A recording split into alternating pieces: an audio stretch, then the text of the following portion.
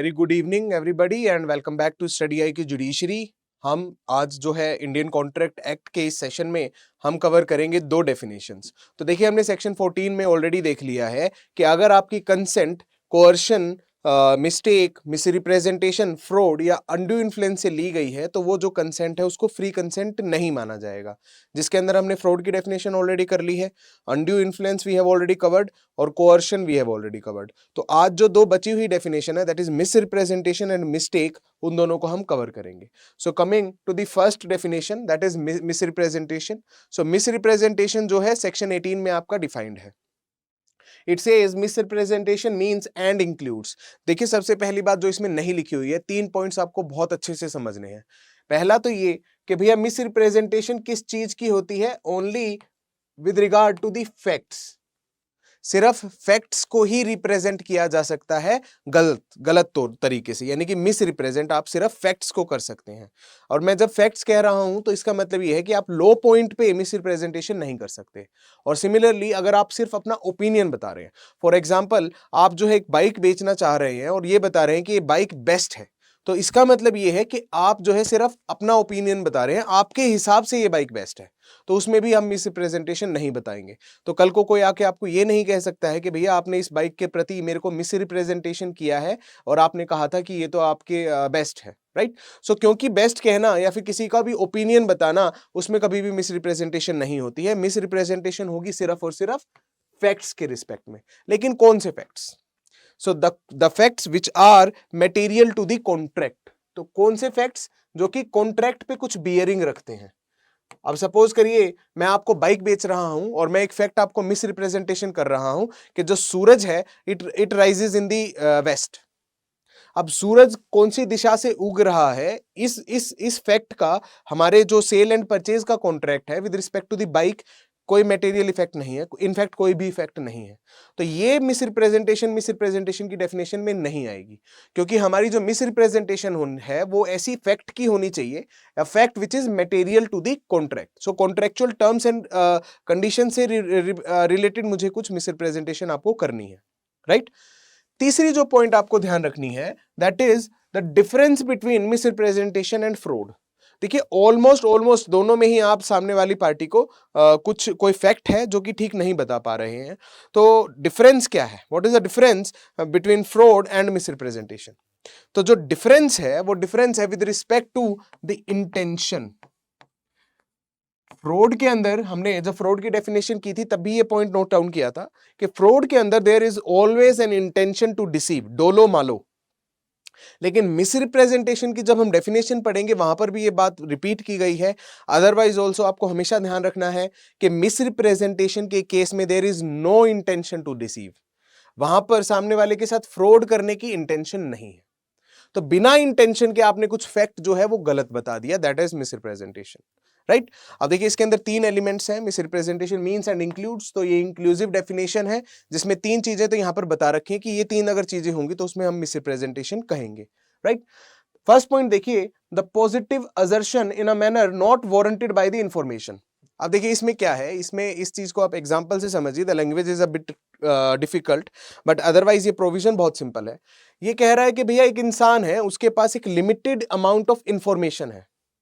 अब उस इंफॉर्मेशन से एक वो असर्शन कर रहा है। असर्शन का मतलब होता है वो कुछ बोल रहा है on the basis of that information.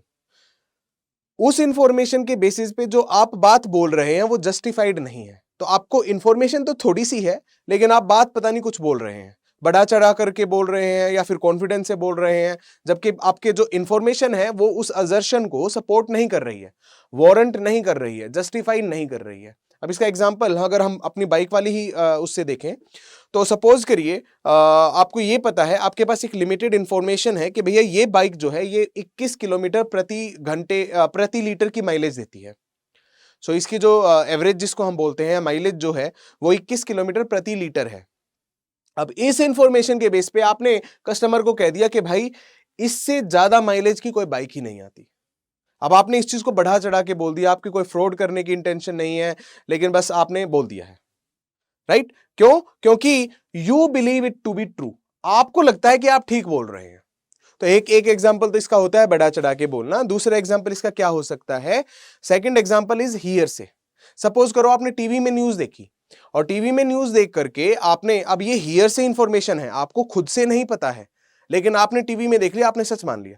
तो आपने टीवी में देखा कि यार इस बाइक की जो माइलेज है वो तो सबसे ज्यादा है, आपने कस्टमर को भी यही बात बोल दी। तो एक लिमिटेड इंफॉर्मेशन, एक इनएक्यूरेट इंफॉर्मेशन को सच्चा मानते हुए आपने सामने वाले को बोल दिया। This is miss representation. चाहे इसमें आपकी कोई भी इंटेंशन नहीं है, अगर इंटेंशन हो जाती है और आपको पता है कि आप झूठ बोल रहे हैं तो फिर फ्रॉड हो जाएगा। इसमें पार्टी को पता ही नहीं है कि मैं कुछ जो बोल रहा हूं वो ठीक नहीं है, वो सच्चाई नहीं है, लेकिन आपने बोल दिया। So this is misrepresentation. Section 18 close 1। Section 18 close 2 देखिए क्या कहता है। उसके अंदर 3 मेजर कंपोनेंट्स हैं। पहला कंपोनेंट है कि आपने एक ड्यूटी है, आपने उस ड्यूटी को ब्रीच कर दिया। अब that duty can be a duty to speak, duty to disclose, कुछ भी हो सकती है। एक ड्यूटी है जिसको आपने ब्रीच कर दिया है, और उस ड्यूटी में को ब्रीच करते वक्त आपकी किसी को बेवकूफ बनाने की कोई इंटेंशन नहीं है। So there is no intent to deceive, and this is very important throughout the definition of misrepresentation. Fraud में और मिसरिप्रेजेंटेशन में डिफरेंस, उधर डोलो मालो है, इधर कोई भी डोलो मालो नहीं है, right? No intention to defraud, no intention to deceive. तो पहला, आपने अपनी ब्रीच कर दी है ड्यूटी की। दूसरा, आपकी कोई इंटेंशन नहीं है किसी को नुकसान पहुंचाने की, किसी को फ्रॉड करने की। और उसके बाद आपने उस ब्रीच करने के बाद, ड्यूटी को ब्रीच करने के बाद आपके साथ क्या हुआ है? You have gained and an advantage. तो आपको जो है एक एडवांटेज मिल गई है, आपने कुछ बेनिफिट है वो डिराइव कर लिया है उस मिस रिप्रेजेंटेशन से। So you have derived some benefit. तो अगर ये तीनों चीजें होती हैं, यानी कि आपने एक ड्यूटी को ब्रीच किया बिना किसी बेवकूफ बनाने की इंटेंशन से, और उस ब्रीच करने की वजह से आपको सामने वाली पार्टी से कुछ बेनिफिट हो गया, कुछ एडवांटेज आपको मिल गई है, कोई भी एडवांटेज हो सकती है, तो उसको भी हम मिस रिप्रेजेंटेशन बोलेंगे, राइट? तीसरा जो कंपोनेंट है दैट इज 18 क्लोज 3, उसमें लिखा हुआ है कॉजिंग। कॉजिंग, अब देखिए सेक्शन 22, यहां पे आप लिख लीजिए सेक्शन 22। आपको 18 क्लोज 3 जो है आपको सेक्शन 22 के साथ पढ़ना है। अब मैं यहां पे हल्का सा बता दूं, हालांकि हम सेक्शन 22 लास्ट में फिर से करेंगे। सेक्शन 22 कहता है अगर एक पार्टी मिस्टेक करती है तो उससे कोई फर्क नहीं पड़ता, उस पार्टी को ज्यादा सावधानी बरतनी चाहिए थी। सो किसी भी फैक्चुअल पॉइंट पे अगर एक पार्टी मिस्टेक कर देती है, कोई भी एक पार्टी है वो सिर्फ मिस्टेक करती है, तो उसका कॉन्ट्रैक्ट पे कोई इफेक्ट नहीं होगा। लेकिन 18 क्लोज 3 ये कह रहा है कि अगर आप किसी पार्टी से मिस्टेक करवाएंगे, यानी कि you have causing a party to make a mistake, मतलब कि वो गलती वैसे नहीं करता, लेकिन आपने कुछ ऐसा कर दिया है कि जिससे उसने गलती कर दी है। और हालांकि आपकी इनोसेंटली का मतलब है you had no intention to deceive, आपकी कोई इंटेंशन नहीं थी, लेकिन आपने कुछ ऐसा कर दिया है, कुछ ऐसे हालात पैदा हो गए हैं कि आपके कुछ करने की वजह से सामने वाली पार्टी से मिस्टेक हो गई। अब वैसे देखिए नॉर्मल सिचुएशन में अगर सामने वाली पार्टी मिस्टेक करेगी तो कोई फर्क नहीं पड़ेगा सेक्शन 22, लेकिन आपने अगर सामने वाली पार्टी से मिस्टेक करवाई है तो 18 क्लोज 3 ये मिस रिप्रेजेंटेशन मानी जाएगी, right? So that was your definition of miss representation. और यहां पर सेक्शन 22 भी आप लिख लीजिए रेफरेंस के लिए, क्योंकि इसके बाद सेक्शन 22 आपको रेफर करना है। तो हमने अब 4 डेफिनेशंस कर ली है। और नेक्स्ट डेफिनेशन इज सेक्शन 20, 21 और 22। अब देखिए 20, 21, 22 मिस्टेक की डेफिनेशन पे जाने से पहले मैं आपको यहां पर 15, 16, 17, 18 इन 4 डेफिनेशंस के बारे में कुछ बताना चाहूंगा। हमने पढ़ लिया फ्रॉड क्या होता है, हमने पढ़ लिया कोर्शन क्या होता है, हमने अनड्यू इन्फ्लुएंस भी पढ़ लिया, और हमने मिस रिप्रेजेंटेशन भी पढ़ लिया। अब हमने ये तो पढ़ लिया कि अगर ये जो होती हैं इनकी डेफिनेशन क्या है। नंबर 2, सेक्शन 14 में अगर ये प्रेजेंट है तो फिर फ्री कंसेंट नहीं माना जाएगा। लेकिन अल्टीमेटली कॉन्ट्रैक्ट पे क्या इफेक्ट पड़ेगा? अगर किसी भी कॉन्ट्रैक्ट में अगर मिस रिप्रेजेंटेशन है, फ्रॉड है, कोअर्शन है या अनड्यू इन्फ्लुएंस है, तो उसका कॉन्ट्रैक्ट पे क्या कॉन्सिक्वेंस होगा वो हमने नहीं पढ़ा है। कि अल्टीमेटली भैया वॉइड हो जाएगा, अवॉइडेबल हो जाएगा, क्या होगा, राइट? वो हमने नहीं पढ़ा है। सो कॉन्सिक्वेंस जो है हमने इसलिए नहीं पढ़ा है क्योंकि consequence is not written in these sections. इन्हीं सेक्शंस में कॉन्सिक्वेंस नहीं लिखा हुआ है। कॉन्सिक्वेंस अलग से लिखा हुआ है आपका सेक्शन 19 और 19 कैपिटल ए में। तो अगर कभी कहीं पे भी कोअर्शन, अनड्यू इन्फ्लुएंस, फ्रॉड या मिस रिप्रेजेंटेशन होगा तो उससे कॉन्ट्रैक्ट पे क्या बियरिंग होगी, कॉन्ट्रैक्ट पे क्या कॉन्सिक्वेंस होगा, that is written in section 19 and 19 capital A. जो कि हम नेक्स्ट सेशन में पढ़ेंगे, यानी कि कल के सेशन में पढ़ेंगे। लेकिन मिस्टेक जो है, मिस्टेक एक अलग से ट्रीट किया गया है। मिस्टेक के जो सेक्शंस हैं 20, 21, 22, वहां ना केवल मिस्टेक को डिफाइन किया गया है बल्कि कॉन्सिक्वेंस भी साथ साथ बता रखा है। सो हमने फ्रॉड की डेफिनेशन पढ़ी, वहां पे कॉन्सिक्वेंस नहीं लिखा है कि फ्रॉड से अगर कॉन्ट्रैक्ट होगा तो क्या होगा, वो नहीं लिखा है। सिमिलरली मिसरिप्रेजेंटेशन में भी नहीं लिखा है। लेकिन मिस्टेक्स की डेफिनेशन में ये साथ साथ वो बता रहा है कि अगर मिस्टेक होगी तो उससे कॉन्ट्रैक्ट पे या एग्रीमेंट पे क्या असर पड़ेगा। राइट?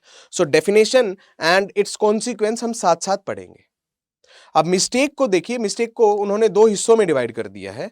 इनफैक्ट दो प्रकार की दो डिवीजन कर दी है। पहला तो उन्होंने इस हिसाब से डिवाइड किया है कि मिस्टेक कर कौन रहा है। तो एक मिस्टेक कर, अगर एक पार्टी मिस्टेक करती है तो उसको हम कहेंगे mistake by only one party. दोनों पार्टीज अगर मिस्टेक करती हैं तो उसको हम कहेंगे म्यूचुअल मिस्टेक, कि भैया दोनों पार्टी से कुछ गलती हो गई है। राइट? दूसरा जो बेसिस है डिवीजन का वो ये है कि mistake with respect to what. तो एक तरफ है mistake with respect to fact, दूसरा है mistake with respect to law. Right? तो ये तीनों अलग अलग सेक्शंस में है। हम वन बाय वन जब डील करेंगे तो आपको और ज्यादा क्लैरिटी आ जाएगी। सबसे पहले है आपका सेक्शन 20।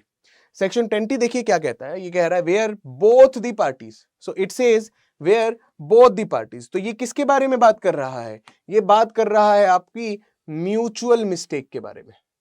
तो सेक्शन 20 जो है आपका that pertains to mutual mistake, where both the parties to an agreement are under a mistake as to a matter of fact. तो यहां पर बहुत ज्यादा आप स्ट्रेस डालिए कि ये किसकी बात कर रहा है। सबसे पहले तो म्यूचुअल मिस्टेक, यानी दोनों पार्टीज ने मिस्टेक कर दी है। दूसरा जो मिस्टेक हुई है वो with respect to a fact हुई है। राइट? अब हम इस डिस्टिंक्शन को बार बार कर चुके हैं कि फैक्ट अलग होता है भैया, ओपिनियन अलग होता है और लॉ अलग होता है। तो ये सिर्फ और सिर्फ फैक्चुअल मिस्टेक की बात कर रहा है। और वो फैक्चुअल मिस्टेक भी कैसी मिस्टेक?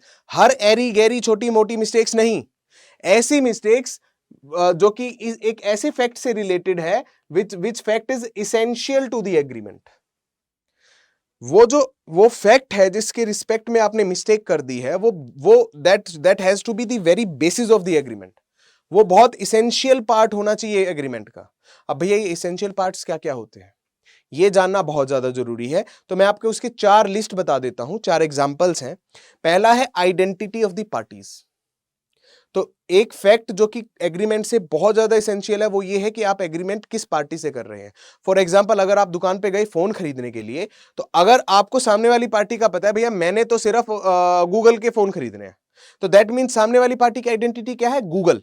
अगर यहां पर आपको वो एप्पल के फोन बेच देता है तो ऑब्वियसली वो मिस्टेक है, दैट इज अ मिस्टेक। और वो कैसी मिस्टेक है? With respect to a fact which is essential to the agreement. अब आइडेंटिटी ऑफ द पार्टीज जो है वो एक ऐसा फैक्ट होता है जो कि बहुत एसेंशियल होता है। Similarly identity of the subject matter is very important. Suppose करो आपने आईफोन खरीदना है, अब आईफोन 14 खरीदने गए हो लेकिन उसने आपको आईफोन 12 दे दिया। अब आइडेंटिटी डिफरेंट है, iPhone 14 is different from iPhone 12। तो आइडेंटिटी के रिस्पेक्ट में अगर मिस्टेक होती है तो उसको भी हम कहेंगे that it is a mistake with respect to a fact which is essential to the agreement. Similarly अगर डॉक्यूमेंट्स हैं, अगर डॉक्यूमेंट्स पिक्चर में है तो character of the document is very essential, कि भैया इस डॉक्यूमेंट का कैरेक्टर क्या है। फॉर एग्जांपल, आपने जो है एक लीज एग्रीमेंट, रेंट एग्रीमेंट करना था लेकिन उसने सेल एग्रीमेंट पे ही साइन करवा लिए। दैट मींस आप जो है किराए पे चढ़ाना चाह रहे थे प्रॉपर्टी को लेकिन उसने आपसे खरीद ली। तो वो जो है आपका कंप्लीटली डिफरेंट कैरेक्टर है डॉक्यूमेंट का। इधर आप जो है एक सेल, आप जो है आपके दिमाग में था रेंट एग्रीमेंट या लीज एग्रीमेंट, वहां पर वो सेल हो गई है। राइट? तो जहां पे कैरेक्टर डिफरेंस हो गया है दैट मींस कि वो एक ऐसा फैक्ट है जहां पर which was essential to the agreement. Right? So चौथा जो है that is nature and character of the promise itself, the content of the promise, it is also very essential. Right? तो अब यहां पर देखिए 3 चीजें आपको ध्यान रखनी है सेक्शन 20 को अप्लाई करने के लिए। पहला ये कि इसके अंदर सिर्फ म्यूचुअल मिस्टेक्स कवर है। दूसरा ये कि मिस्टेक्स आपकी सिर्फ फैक्चुअल चीजों के रिलेटेड होनी चाहिए।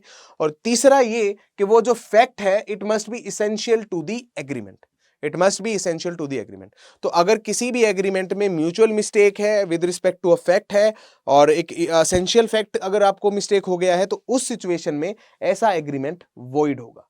तो सेक्शन 20 आपको साथ साथ कॉन्सिक्वेंस भी बताता है कि ऐसा एग्रीमेंट वॉइड हो जाएगा। राइट? अब देखिए पैरा नंबर 2 में जो एक्सप्लेनेशन है उसमें एक चीज साफ कह रहा है वो कि अगर आप किसी वस्तु की वैल्यू से रिलेटेड आपको कोई मिस्टेक हुई है, अब value is like the quality, value जो है दैट मींस क्वालिटी। सपोज करो मैं आपको जो है एक कांच का टुकड़ा बेच रहा हूं, मैं आपको एक कांच का टुकड़ा बेच रहा हूं, उस कांच के टुकड़े की असली कीमत है 10 रुपए, लेकिन आपको लगता है कि ये कांच का टुकड़ा जो है इसकी क्वालिटी इतनी तगड़ी है कि ये 1 लाख रुपए की, और आपने वो 1 लाख रुपए की खरीद ली। अब देखिए उसकी क्वालिटी अच्छी है कि बेकार है, उसकी वैल्यू कम है कि ज्यादा है, ये कोई मिस्टेक नहीं होता। क्वालिटी जो है generally that does not fall into a factual thing, वो फैक्चुअल में नहीं आती है, क्योंकि क्वालिटी जो है वो एक ओपिनियन है। किसी कोई पेंटिंग की क्वालिटी आपको अच्छी लग सकती है, बेकार लग सकती है, राइट? सो ये जो क्वालिटी है it is not essential to the agreement. अगर मिस्टेक क्वालिटी के रिस्पेक्ट में होती है तो आपका जो एग्रीमेंट है वो वॉइड नहीं होगा। क्यों वॉइड नहीं होगा? क्योंकि क्वालिटी या वैल्यू ऑफ थिंग जो है that is not a fact which is essential to the agreement, वो फैक्ट जो है असेंशियल नहीं है, right? Identity of the thing, कोई भी जो सब्जेक्ट मैटर है आपका एग्रीमेंट का, अगर उसकी आइडेंटिटी ही में मिस्टेक हो गई है तो वो तो वॉइड हो जाएगा। लेकिन अगर उसकी वैल्यू से रिलेटेड कोई मिस्टेक है, म्यूचुअल मिस्टेक है, तो वो एग्रीमेंट आपका वॉइड नहीं होगा, right? So that is your section 20। इसके बाद अगर हम सेक्शन 21 और 22 के बारे में बात करें, 21 जो है आपका बात करता है उस सिचुएशन के बारे में जहां पर मिस्टेक हुई है और वो with respect to legal point हुई है, लॉ के रिस्पेक्ट में हुई है।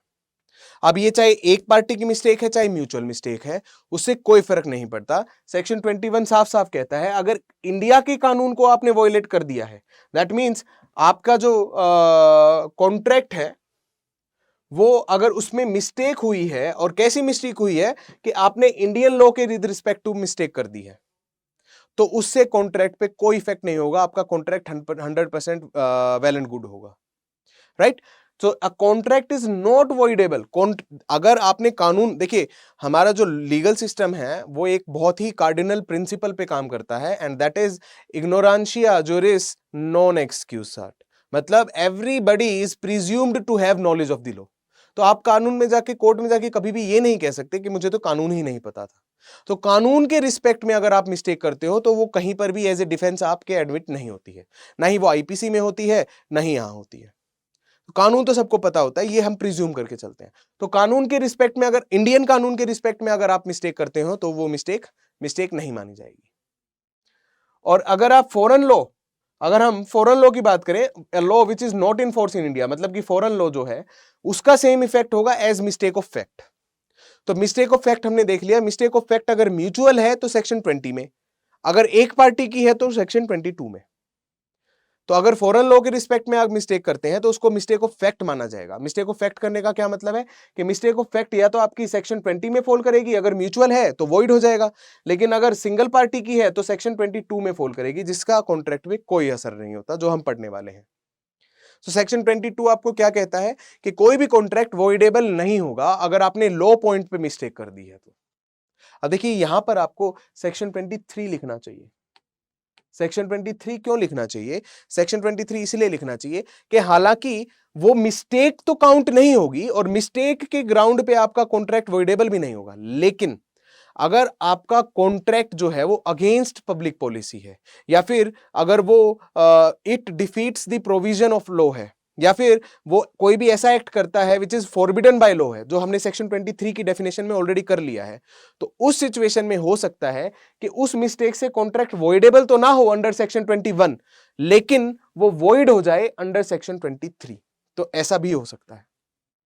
अगर आपने किसी कानून का उल्लंघन करके कॉन्ट्रैक्ट कर लिया है, एग्रीमेंट कर लिया है रेदर, तो वो एग्रीमेंट अगर सेक्शन 23 में फॉल करता है तो it can be a void agreement. लेकिन सिर्फ 21 सिर्फ इतना कहता है कि सिर्फ अगर मिस्टेक हुई है तो वो बहाना नहीं चलेगा और आपका उस ग्राउंड पे कॉन्ट्रैक्ट वॉइडेबल नहीं होगा, right? And now the last section which is section 22, वो बात करता है mistake of fact number 1, and number 2 mistake of fact by one party. Mistake of fact by one party. So ये कहता है a contract is not voidable merely because it was caused by one of the parties to it being under a mistake, right. तो हमने miss representation में भी मैंने आपको बताया था, अगर एक पार्टी मिस्टेक करती है विद रिस्पेक्ट टू फैक्ट करती है तो उसका कॉन्ट्रैक्ट पे कोई इफेक्ट नहीं होगा। So one of the party mistake, तो contract is not voidable, consequence भी साथ बता रहा है, राइट। तो मिस्टेक का कोई भी इफेक्ट नहीं होगा आपके कॉन्ट्रैक्ट पे अगर एक पार्टी करती है तो। लेकिन म्यूचुअल अगर मिस्टेक है और with respect to a fact है और असेंशियल फैक्ट है तो सेक्शन 20 में ऐसा कॉन्ट्रैक्ट वॉइड हो जाएगा। So this was the definition and consequence of mistake. तो अब हमने सेक्शन 14 के अकॉर्डिंगली पांचों डेफिनेशंस और उनके कॉन्सिक्वेंसेस कर लिए हैं, लेकिन कोअर्शन, अनड्यू इन्फ्लुएंस, फ्रॉड और मिसरिप्रेजेंटेशन, इनके कॉन्सिक्वेंस अभी हमने नहीं किए हैं, जो कि आपके सेक्शन 19 और 19 कैपिटल ए में अलग से लिखे हुए हैं, right?